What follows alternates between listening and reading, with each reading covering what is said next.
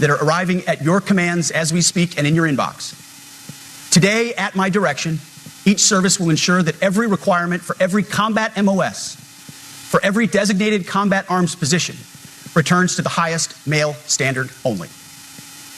Because this job is life or death. Standards must be met.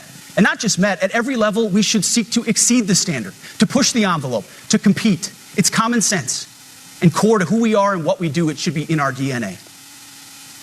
Today, at my direction, we are also adding a combat field test for combat arms units that must be executable in any environment at any time and with combat equipment. These tests, they'll look familiar. They'll resemble the Army Expert Physical Fitness Assessment or the Marine Corps Combat Fitness Test.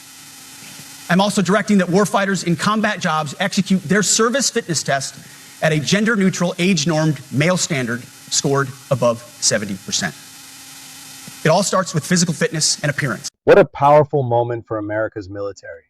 Under President Trump's leadership, Secretary of War Pete Hegseth has just announced the return to male-only combat standards. For too long, political correctness has weakened our fighting force, lowering requirements in the name of inclusivity instead of focusing on what truly matters: strength, readiness, and survival on the battlefield. That all changes now.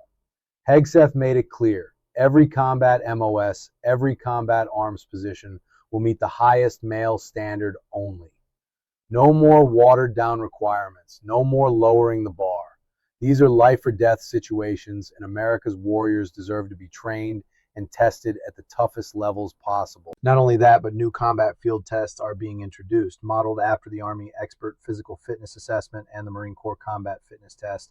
These tests will be executed under combat conditions, with full gear in any environment. And here's the key: every warfighter in a combat role will now take their service fitness test at a gender-neutral, age-normed male standard, and they'll need to score above 70% to pass. That's accountability, that's strength. This is a major win for Trump's America First agenda. It shows that we are finally putting effectiveness over politics, warriors over woke, and combat readiness over feel-good policies. This is exactly the type of leadership our military needs to stay the strongest fighting force in the world. America is back on track. Our troops are tougher, our standards are higher, and under Trump and MAGA leadership, we are restoring pride, discipline, and true strength to the U.S. military.